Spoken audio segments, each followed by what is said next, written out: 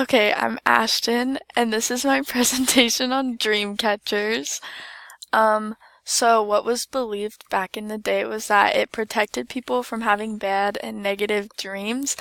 So the dreams would go to the center of the dreamcatcher and through the feathers over the person sleeping to make them only have good dreams.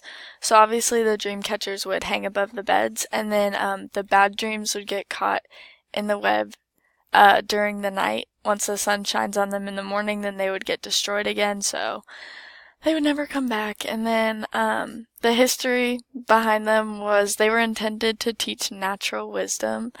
And they were made by grandparents for newborn babies to bless them with peace for like their whole life and while they're sleeping and stuff. And then the hoop it was made out of symbolizes strength and unity, which is a huge thing for the Chippewas, which are who are credited for starting it, but a lot of other tribes adopted the trend.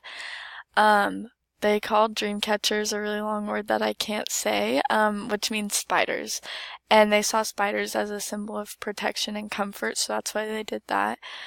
For their tribe, they had a spider woman as a spiritual protector for the tribe. And since the tribe was spread out all across the land, Spider Woman couldn't watch over all of them at one time, so everybody had dream catchers to provide protection from afar. Dream catchers were made out of a hoop of willow to represent the sun and the circle of life. And the netting dried out in the middle was thread from stalk of the stinging nettle.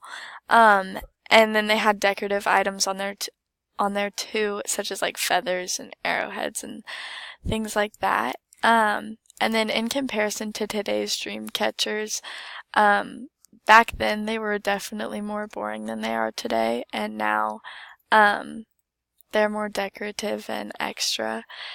People get offended about how they are now because we don't make them the same way that they did back then. Yeah.